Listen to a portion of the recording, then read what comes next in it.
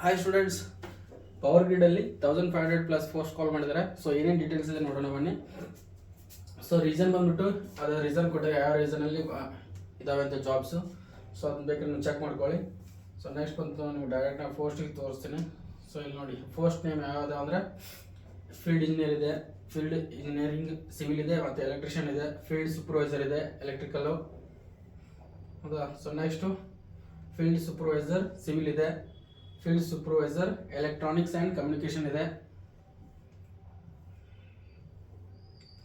Next essential qualification ಏನೇನು ಬೇಕಪ್ಪ, ಹೌದಾ. ಸೊ ಅಲ್ಲಿ ಆಲ್ರೆಡಿ ಪೋಸ್ಟ್ ನೇಮ್ ಹೇಳಿದೆ. ಇವಾಗ ಕ್ವಾಲಿಫಿಕೇಷನ್ ಏನೇನು ಬೇಕಪ್ಪ ಅಂದರೆ ಫುಲ್ ಟೈಮ್ ಬಿ.ಟೆಕ್ BSc ಇಂಜಿನಿಯರಿಂಗ್ ಆಗಿರಬೇಕು, ಹೌದಾ.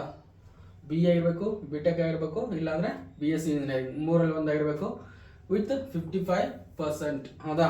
ಸೊ ನೆಕ್ಸ್ಟು ಡಿಸಿಪ್ಲಿನ್ ಈಕ್ವಲೆನ್ಸ್ ಅಂದರೆ ಎಲೆಕ್ಟ್ರಿಕಲ್, ಅದರಲ್ಲಿ ಏನೇನು ಕಲ್ತಿರ್ಬೇಕಂದ್ರಪ್ಪ ನಾನು ಎಲೆಕ್ಟ್ರಿಕಲ್ ಪವರ್ ಬಗ್ಗೆ ಕಲ್ತಿರ್ಬೇಕು, ಎಲೆಕ್ಟ್ರಿಕಲ್ ಆ್ಯಂಡ್ ಎಲೆಕ್ಟ್ರಾನಿಕ್ಸ್ ಬಗ್ಗೆ ಕಲ್ತಿರ್ಬೇಕು, ಪವರ್ ಸಿಸ್ಟಮ್ ಇಂಜಿನಿಯರಿಂಗ್ ಕಲ್ತಿರ್ಬೇಕು, ಪವರ್ ಇಂಜಿನಿಯರಿಂಗ್ ಆರ್ ಎಲೆಕ್ಟ್ರಿಕಲ್ ಕಲ್ತಿರ್ಬೇಕು, ಹೌದಾ. ಸೊ ನೆಕ್ಸ್ಟು ಎಕ್ಸ್ಪೀರಿಯನ್ಸ್ ಏನಾಗಬೇಕಪ್ಪ ಅಂದರೆ ರಿಲಿವೆಂಟ್ ಏನಾದರೂ ಎಕ್ಸ್ಪೀರಿಯನ್ಸ್ ಆಗಿದ್ರೆ 1 year ಮಿನಿಮಮ್ ಎಕ್ಸ್ಪೀರಿಯನ್ಸ್ ಕೇಳಿದರೆ ಎಕ್ಸ್ಪೀರಿಯನ್ಸ್ ಇರಬೇಕು, ಹೌದಾ. ಸೊ ಎಲ್ಲ ಪೋಸ್ಟ್ಗೂ ಎಕ್ಸ್ಪೀರಿಯನ್ಸ್ ಇದೆ, ನೆನಪಿರಲಿ. ಸೇಮ್ ಎಲ್ಲ ಪೋಸ್ಟ್ಗೂ ಅದೇ ಥರ ಇದೆ. B.Tech BSc ಇಂಜಿನಿಯರಿಂಗು ಒಂದಿಗೇನು ಡಿಪ್ಲೊಮಾ ಕೇಳಿದಾನೆ, ಇಲ್ಲಿದೆ ನೋಡಿ. So name of the post field supervisor, ಹೌದಾ. ಈ ಪೋಸ್ಟ್ಗೆ full time diploma in electrical and equivalent discipline from the recognised technical board or institute with minimum 55 marks, ಹೌದಾ. Higher technical qualification like B.Tech BE M.Tech ME ETC, ಹೌದಾ. So ಇವು minimum diploma in electrical ಆಗಿರಬೇಕು, ಇಲ್ಲಾಂದರೆ ಅವ್ರು higher education ಮಾಡಿದರೆ ನಡೆಯುತ್ತೆ, ಹೌದಾ. ಅದರ ನೆಕ್ಸ್ಟ್ ಏನೋ ಮಾಡಿದ್ರೆ ನಡೆಯುತ್ತೆ, ಹೌದಾ. So minimum diploma in electrical ಆಗಿರಲೇಬೇಕು, ಹೌದಾ. ಸೊ ಇವಾಗ ಇಲ್ಲಿ ಕೂಡ ಎಕ್ಸ್ಪೀರಿಯನ್ಸ್ ಕೇಳಿದ್ರೆ 1 year ಎಕ್ಸ್ಪೀರಿಯನ್ಸು, ಹೌದಾ, ಕಂಪ್ನಿಗಳಲ್ಲಿ. ಸೊ ನೆಕ್ಸ್ಟ್ ಬಂದ್ಬಿಟ್ಟು ಫೀಲ್ಡ್ ಸೂಪರ್ವೈಸರು, ಅಲ್ಲೂ ಕೂಡ ನಿಮಗೆ ಡಿಪ್ಲೊಮಾ ಇನ್ ಸಿವಿಲ್ ಇಂಜಿನಿಯರಿಂಗ್ ಮೇಲೇನೆ ಕೇಳಿದಾನೆ. So higher education B.Tech BE M.Tech ಅಂತ ಆಗಿದ್ರೆ ನಡೆಯುತ್ತೆ, ಹೌದಾ. ಸೊ ನೆಕ್ಸ್ಟ್ ಸಿವಿಲಲ್ಲಿ ಬಂದ್ಬಿಟ್ಟು qualification experience commission civil works act ETC, ಹೌದಾ. ಸೊ ಇಲ್ಲಿ ನೀವು ಸಿವಿಲ್ ಬಂದ್ಬಿಟ್ಟು ಸಿವಿಲಲ್ಲಿ ಎಕ್ಸ್ಪೀರಿಯನ್ಸ್ ಇರಬೇಕು, ಹೌದಾ. ವರ್ಕ್ ಕನ್ಸ್ಟ್ರಕ್ಷನಲ್ಲಿ ಎಕ್ಸ್ಪೀರಿಯನ್ಸ್ ಇರಬೇಕು ಕೇಳಿದಾರೆ ಇಲ್ಲಿ. ಎಕ್ಸ್ಪೀರಿಯನ್ಸ್ ಇನ್ PSC ಬ್ಯಾಂಕ್, ಹೌದಾ. ಸೊ ಅಲ್ಲಿ ಕೂಡ ನೀವು ಈ ಪೋಸ್ಟ್ಗೂ ಕೂಡ ಫೀಲ್ಡ್ ಸೂಪರ್ವೈಸರ್ಗೂ ಕೂಡ ಎಕ್ಸ್ಪೀರಿಯನ್ಸ್ ಬೇಕೇ ಬೇಕು, ಹೌದಾ. ಡಿಪ್ಲೊಮಾ ಇನ್ ಸಿವಿಲ್ ಮಾಡಿದವ್ರಿಗೂ ಕೂಡ. ಸೊ ನೆಕ್ಸ್ಟ್ ಫೀಲ್ಡ್ ಸೂಪರ್ವೈಸರ್ಗೆ ಡಿಪ್ಲೊಮಾ ಎಲೆಕ್ಟ್ರಿಕಲ್ ಆಗಬೇಕು. ಸೊ ಅವರಿಗೆ ಕೂಡ ಎಕ್ಸ್ಪೀರಿಯನ್ಸ್ ಇದೆ ಕೇಳಿದ್ರೆ ಹೈಯರ್ ಎಜುಕೇಷನ್ B.Tech ಮಾಡ್ಕೊಂಡಿರ್ಬೋದು, ಸೊ ಹೌದಾ. ಸೊ ನೆಕ್ಸ್ಟ್ ಬಂದ್ಬಿಟ್ಟು ಇದಾದ್ರೆ ಇಲ್ಲ, ಜಸ್ಟ್ ಹಂಗೆ ಡ್ರ್ಯಾಗ್ ಮಾಡ್ತೀನಿ. ಬೇಕಾದ್ರೆ PDF ಫೈಲ್ ನಾನು ಡಿಸ್ಕ್ರಿಪ್ಷನ್ ಹಾಕಿ ನೋಟ್ಸ್ ಮಾಡ್ಕೊಳ್ಳಿ. ಏಜ್ ರಿಲ್ಯಾಕ್ಸೇಷನ್ ಮಾಡಿ OBC 3 years ಇದೆ, SC ST 5 years ಇದೆ, PWD ಗೆ 10 years, ಹೌದಾ. 13 years OBC NCL ಇದೆ, ಮತ್ತು EWS, ಹೌದಾ. So 15 years to SC ST ಗೆ, ಹೌದಾ. ಸೊ ಅಷ್ಟು ಏಜ್ ರಿಲ್ಯಾಕ್ಸೇಷನ್ ಇದೆ.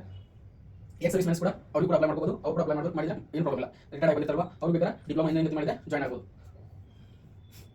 ನೆಕ್ಸ್ಟ್ ಬಿಟ್ಟರೆ ಇಲ್ಲಿ ಸೊ ಅವರು ಆಲ್ಮೋಸ್ಟ್ OBC ಎಲ್ಲ ಡೀಟೇಲ್ಸ್ ಸಬ್ಮಿಟ್ ಮಾಡಬೇಕು. SC ಅವರು ಡಾಕ್ಯುಮೆಂಟ್ ಸಬ್ಮಿಟ್ ಮಾಡಬೇಕು, PWD ಅವರು ಡಾಕ್ಯುಮೆಂಟ್ ಸಬ್ಮಿಟ್ ಮಾಡಬಹುದು, ಎಕ್ಸ್ ಸರ್ವಿಸ್ ಮೆನ್ಸ್ ಅವ್ರ ರಿಟೈರ್ಮೆಂಟ್ ಡಾಕ್ಯುಮೆಂಟ್ಸ್ ಇರುತ್ತೆ ಅದನ್ನ ಸಬ್ಮಿಟ್ ಮಾಡಬೇಕು.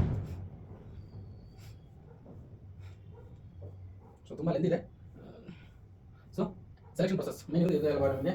ಸೆಲೆಕ್ಷನ್ ಪ್ರೊಸೆಸ್ಸು ಸೊ ಕ್ಯಾಂಡಿಡೇಟ್ ಆನ್ಲೈನಲ್ಲಿ ರಿಜಿಸ್ಟರ್ ಮಾಡಬೇಕು, ರಿಜಿಸ್ಟರ್ ಆಗಿರಬೇಕು. FTE ರಿಟರ್ನ್ ಟೆಸ್ಟ್ ಅಂತ ಕರೀತಾರೆ, ಹೌದಾ. ಸೊ ಇಲ್ಲಿ ಪವರ್ ಗ್ರಿಡಲ್ಲಿ FTE ರಿಟರ್ನ್ ಟೆಸ್ಟ್ ಅಂತ ಕೇಳಿದ್ದಾರೆ. ಸೊ ಆ ಟೆಸ್ಟ್ನ ಪಾಸ್ ಆಗಲೇಬೇಕು. ಆ ಟೆಸ್ಟಲ್ಲಿ ಏನೇನು ಇರುತ್ತಪ್ಪ ಅಂದರೆ ಟೆಕ್ನಿಕಲ್ ನಾಲೆಜ್ ಟೆಸ್ಟ್ ಇರುತ್ತೆ 50 ಮಾರ್ಕ್ಸ್, ಆಮೇಲೆ aptitude test 25 marks, general English ಅದ್ರ ಮಾರ್ಕ್ಸ್ ಕೊಟ್ಟಿಲ್ಲ, ರೀಸನಿಂಗು ಮಾರ್ಕ್ಸ್ ಕೊಟ್ಟಿಲ್ಲ, ಅದಷ್ಟು ಕೂಡ ಐ ಥಿಂಕ್ ಒಂದು 50 ಮಾರ್ಕ್ಸ್ ಅಂತ ಇರ್ತಿರ್ಬೇಕು, ಹೌದಾ. Reasoning, quantitative aptitude questions, general awareness, ಹೌದಾ. ಸೊ ಇಷ್ಟು ಎಕ್ಸಾಮ್ ಇರುತ್ತೆ. ಸೊ ನಿಮಗೆ ಇಲ್ಲಿ ಯಾವುದೇ ನೆಗೆಟಿವ್ ಮಾರ್ಕ್ಸ್ ಇರಲ್ಲ, ನೋ ನೆಗೆಟಿವ್ ಮಾರ್ಕ್ಸ್. ಮತ್ತು ಇಲ್ಲಿ ನೀವು ಕ್ವಾಲಿಫೈ ಆಗಬೇಕಾದ್ರೆ ಮಿನಿಮಮ್ 40 ಮಾರ್ಕ್ಸಲ್ಲಿ 40% ತೊಗೋಬೇಕು, ಹೌದಾ. EWS 30% ತೊಗೋಬೇಕು. ಪ್ರತಿಯೊಂದು ಕ್ವಶನ್ಗೂ 1 ಮಾರ್ಕ್ಸ್ ಇರುತ್ತೆ, ಹೌದಾ. ಅರ್ಥ ಆಯ್ತಲ್ಲ. ಸೊ ಕ್ವಾಲಿಫೈ ಆಗಬೇಕಾದ್ರೆ ಮಿನಿಮಮ್ 40 ಮಾರ್ಕ್ಸು. ಸಪೋಸ್ EWS ಇದ್ದರೆ 30% ಇರಬೇಕು, 40%, 30%, 40%. ಸೊ ಡೇಟ್ ಬಂದು ಐ ಥಿಂಕ್ ಲಾಸ್ಟ್ ಅನ್ಸುತ್ತೆ, ನೋಡೋಣ ಏನಿದೆ. Test centre, exam test centre ಎಲ್ಲಿದೆ ಅಂದರೆ ಡೆಲ್ಲಿ, NCR ಇದೆ, ಕೋಲ್ಕತ್ತಾ ಇದೆ, ಗುವಾಹಟಿ ಇದೆ, ಭೋಪಾಲ್ ಇದೆ, ಬೆಂಗಳೂರು ಇದೆ, ಮುಂಬೈ ಇದೆ. ಅದನ್ನು ಕರ್ನಾಟಕದವರು ಬೆಂಗಳೂರು ಹಾಕೋದು, ಬೆಂಗಳೂರು ಎಕ್ಸಾಮ್ ಬರೀಬೋದು. ಆಮೇಲೆ ಎಕ್ಸಾಮ್ ಫೀಸ್ ಬಂದ್ಬಿಟ್ಟು ಫೀಲ್ಡ್ ಇಂಜಿನಿಯರ್ಗೆ 400 ಇರುತ್ತೆ, ಫೀಲ್ಡ್ ಸೂಪರ್ವೈಸರ್ಗೆ 300 ಇರುತ್ತೆ. ಇಲ್ಲಿ ಬಂದ್ಬಿಟ್ಟು ನಿಮಗೆ ನೆಕ್ಸ್ಟ್ SC ST ಮತ್ತು PWD ಗೆ ಎಕ್ಸ್ ಸರ್ವಿಸ್ ಮೆನ್ಸ್ಗೆ ಯಾವುದೇ ಎಕ್ಸಾಮ್ ಫೀಸ್ ಇರಲ್ಲ.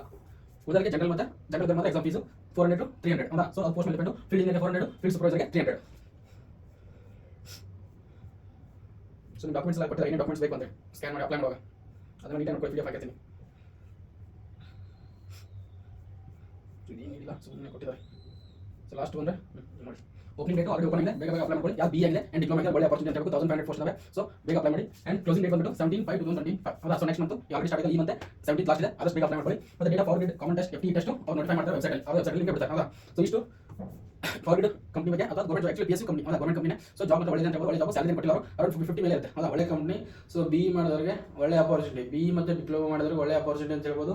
ಸೊ ಯಾರು ಅಪ್ಲೈ ಮಾಡ್ತಿರೋ ಅವ್ರಿಗೆ ಆಲ್ ದ ಬೆಸ್ಟ್ ಹೇಳ್ತಾ, ಸೊ ಇದೇ ಫಸ್ಟ್ ಟೈಮ್ ಏನಾದ್ರು ವಿಸಿಟ್ ಮಾಡ್ತಾ ಇದ್ರೆ ಸೊ ನಮ್ಮ ಚಾನಲ್ನ ಸಬ್ಸ್ಕ್ರೈಬ್ ಮಾಡ್ಕೊಳ್ಳಿ ಆ್ಯಂಡ್ ಸಪೋರ್ಟ್ ಮಾಡಿ. ಇದೇ ಥರ ಜಾಬ್ ಅಪರ್ಚುನಿಟೀಸ್ ನಿಮ್ಮ ಸಲುವಾಗಿ ತರ್ತಾ ಇರ್ತೀನಿ.